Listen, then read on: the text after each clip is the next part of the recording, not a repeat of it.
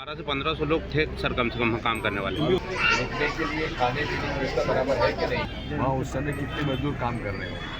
अंदर हम जो इस कमरे में बैठते हैं उसमें कम से कम 50-60 लोग थे। कितने कमरे हैं? बहुत कमरे हैं उसके अंदर, हम सभी कमरे में नहीं, कम से कम 40-50 कमरे अंदर, नीचे ऊपर। मध्य प्रदेश के पूर्व मुख्यमंत्री एवं राज्यसभा सांसद दिग्विजय सिंह पहुंचे हरदा।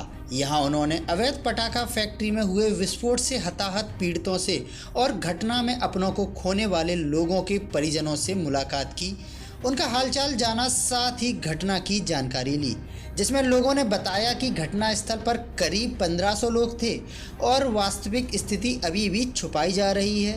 इसके साथ ही लोगों ने अपने दुख दर्द साझा किए। आइए सुनते हैं क्या कुछ कहा लोगों ने राज्यसभा सांसद दिग्विजय सिंह से। सर कोई सा गांव में वहाँ तो लोग शादी में चले गए थे सर, मक्तापुर में थे, तो उस कारण लोग बच गए सर। कम से कम अगर जोड़ें तो 12 से 1500 लोग थे सर, कम से कम काम करने वाले। हाँ, मम्मी थी काम, मैं रोज़ मम्मी को शाम को लेने जाता था सर। मम्मी थी मेरी मम्मी गिरने की वजह से बच गई सर। आपके माता पिता तो फैक्ट्री में काम कर रहे हैं? नहीं, घर पे घर है हमारा। घर बताएंगे तुम? घर रात में गया, गैस की टंकी को उस दिन तो गैस की टंकी हमारे जाने के बाद में हमने बुझाई। खाना की दीवार और इनकी दीवार एक ही है मकान। इसके अंदर मतलब ये है कि जो लोग मरे हैं उनमें से कई लोग वो हैं जो फैक्ट्री में मजदूरी नहीं कर रहे थे, बाहर थे। सर अभी हम चलेंगे यहाँ रोड, यहाँ तक पत्थर। ये जो दुकानें आपने देखी सर, ये पेट्रोल पंप पे भी आके आग लग गई थी ना। सर ये हमारे ग्राम ये परिवार से आर्थिक हो लगी हुई, सबको चोट लगी। अस्पताल गए थे, तो बाटल लगाने के बाद छुट्टी कर दी।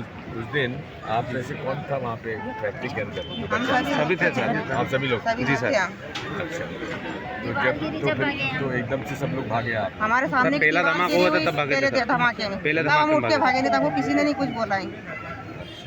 वहाँ उस समय कितने मजदूर काम कर रहे हैं?